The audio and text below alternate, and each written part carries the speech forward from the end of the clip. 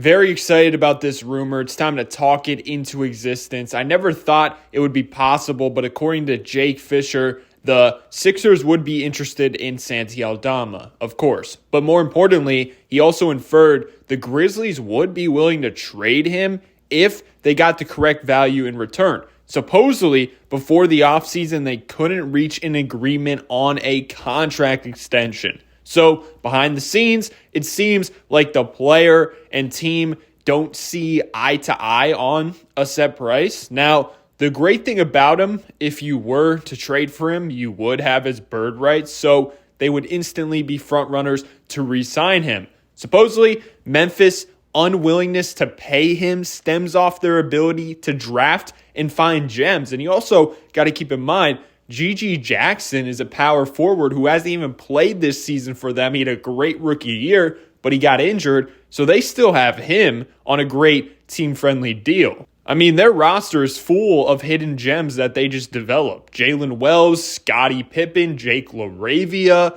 Jay Huff, of course, who cooked the Sixers, all productive players.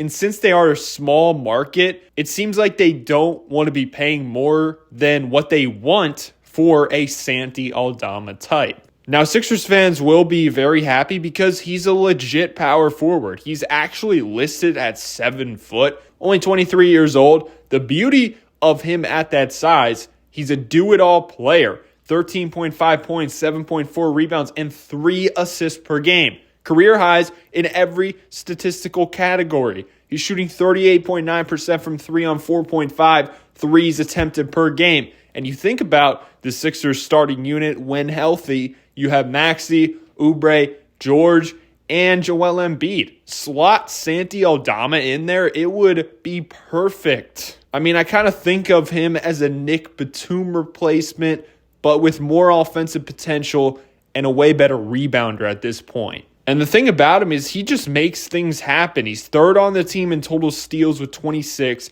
He's leading the Grizzlies in rebounding easily. 165 defensive rebounds on the year, ahead of Jaren Jackson Jr. He's third on the Grizzlies with 45 offensive rebounds. That adds up to him leading the team with 210 total rebounds. Out of bench players in the league, he's averaging the second most rebounds per game, only behind Kevon Looney. Honestly, he has an argument for being the best rebounder on the Grizzlies right now. He's also just behind Jay Huff, Zach Edey with 4.7 contested shots per game. Of course, Jaren Jackson Jr. easily leads that category for them, but adding him would also add rim protection.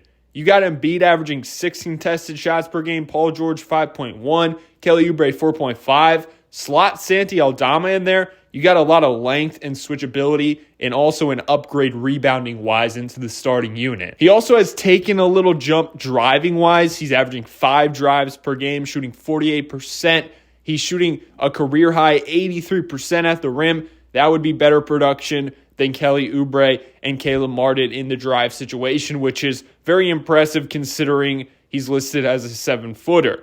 He's also averaging 3 assists per game and 4.8 potential assists per game, which tells me he will thrive as a connector next to Embiid, Maxey, and Paul George. The thing is, too, he's not just going to stand still. He can be used as a screener in the pick-and-pop scenario. And if you look at how the Memphis Grizzlies play basketball, they share the ball, so he's used to a team-friendly system, which the Sixers badly need. And against most teams, Gershon and Aldama should be enough size and rim protection where you can go to them in the Embiid-less minutes and games, meaning if Andre Drummond doesn't have it, you don't have to suffer through more minutes. Plus, the Gershon at the 5 minutes have been solid this year, especially offensively because of the extra floor spacing helping out Maxey and Paul George.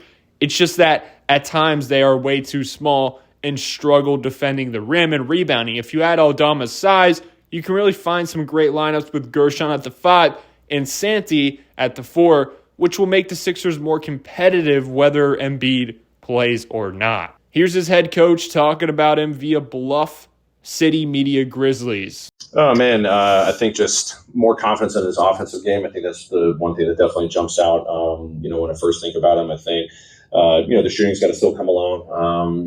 He's having his dips every now and then, but I think the intent with what he's playing at, trying to play a little bit more physical. I think the space reads, and our movement pattern fits his game so well as a cutter and, a guy that's playing off of a swing pass, how he's driving. I think he's just getting acclimated pretty quick. I thought he had a heck of a preseason, so we knew he was going to have a lot of success in this offense. The other night he had a great rebounding night. It may not be in the one-on-one situations, but offensively, can he be a guy that can create second chance opportunities? I think he's got a knack for that. I'm always going to tell him to be more aggressive offensively and defensively, more physical offensively and defensively. He's got a lot of strides to make, but the fact that he's having a good start to the year, I know he's got a lot more to give. But so far, I've been impressed with his role adaptation, coming off the bench, starting at times, going back to the bench, playing the 4, the 3. I think seeing him at the 3 was very encouraging, and hopefully we can get back to that at some point. Let me know your thoughts below. Are you interested in Santi Aldama?